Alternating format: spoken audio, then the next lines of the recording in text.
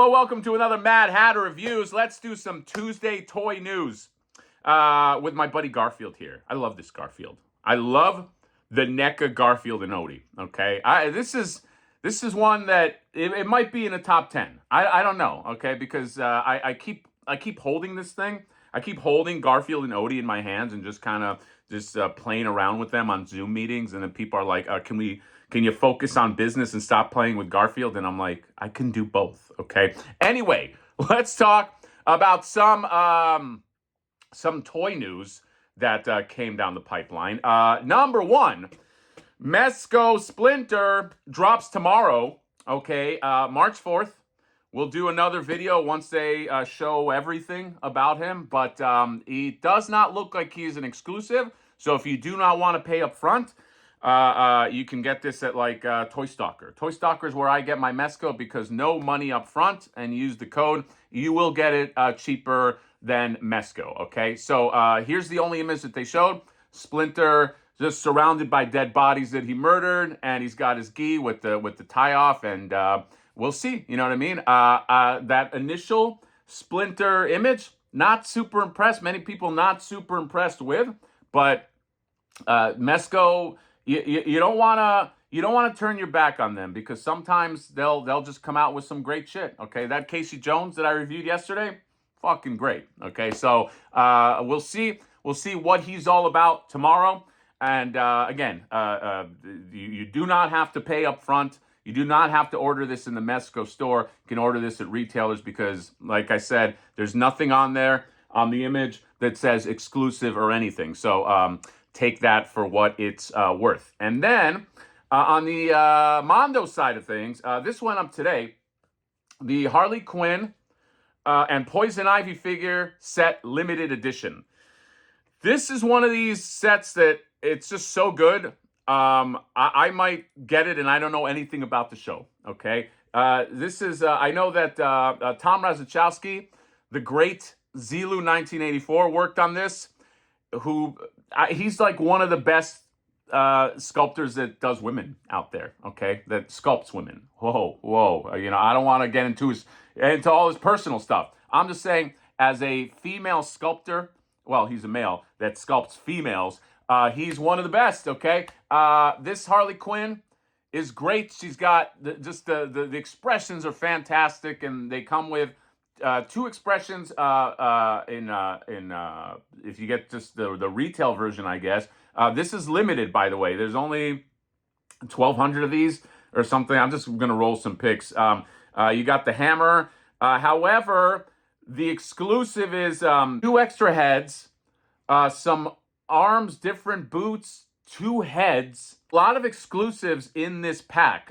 You got 2 close eye heads, okay, or like maybe like, yeah, like heads with closed eyes and maybe kissing heads. I don't know what they are. Okay, and then you got some arms that the exclusive arms. You got some shoes, but the thing I like the most is that like Little Shop of Horrors Feed Me Seymour plant. Okay, I didn't watch the show. I don't know anything about it. I've heard it's very good. I'll probably watch it, but this is just very tempting just on a purely aesthetic level. Okay, this Poison Ivy and Harley Quinn, I saw them at Comic-Con. I thought they were awesome, and I don't think this will disappoint. And just rolling some pictures here. I love that little plant guy. Okay, can I say that? I love the little plant guy. Is this an exclusive or fail? Yes, of course it is. I mean, the plant guy is, to me, is I don't know how integral he is to the show, but he looks awesome. Although I am concerned because this is a character with red hair. Will the Red Sonja people get upset? Will they litigate? I don't know. Okay. For now, you can get this unless they shut down the whole operation. We don't know. Harley Quinn, Poison Ivy limited edition set. And then finally, this one right here, Thundercats. Wave, what is this wave? I don't know what wave this is, but Super7 coming out with some more Thundercats figures. Hear that roar, our newest Thundercats Ultimates. We just dropped. Welcome Zax, Mumra, Old Man, Jagara, and Wizra to your collection. Get the super pack of alternate heads when you order these Ultimate figures now at Super7. Oh, man, I'm very conflicted here. I like that Mumra. I think it's a lot of new sculpt in that Mumra. It's pinless. Old man Mumra, always a great figure. But to get these other guys before you get important guys like finishing the Lunatics, you know, and getting like that Tug Mug, or finishing the Berserkers. They still got 2 Berserkers left, or Driller, or some other stuff. This is what drives me nuts about Super 7 and like the Brian Flynn way of thinking. This is the same dude that first Simpsons wave just started coming out with like characters that like were questionable, no family members, stuff like this. It's just like it feels like just like a hipster way to run a company. Yeah, these look cool. Jagara looks cool. These guys look cool. Okay, I could do without the Wizra. I don't care. It's just like a Pharaoh. You got this pack here. We can talk about this pack. I mean, it's okay. You know, the Mumra growl is kind of cool. Okay, but I don't know. This doesn't get me excited. There's a real Power Rangers feel to this whole wave.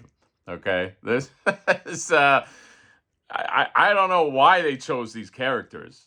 I mean, this is yeah, it's I don't know. I'm just baffled. Okay, I'm not feeling feeling the love here. My concern is not that like, oh well, they'll get to that next wave. I don't know if there's going to be a next wave. That's my issue. That's my concern with all this. Like, how is this going to keep going?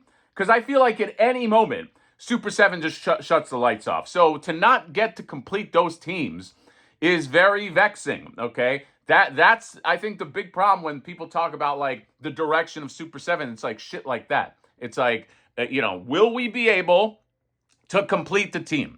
Okay, and yeah, and even like shit like, I mean, well, Astro Moat Monster, that's like a bigger creature, but like, I don't know, you do that Mad Bubbler. There's a lot of stuff that they can do before they do some of this stuff, okay? Maybe, and it's like, you couldn't have put one of them in there. You couldn't put one Lunatic in there. You couldn't put one of the Berserker Pirates in there.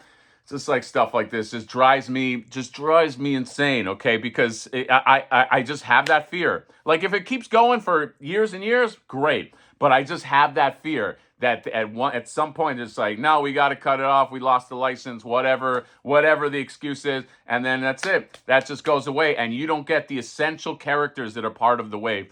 That's all I'm saying. I think they should do.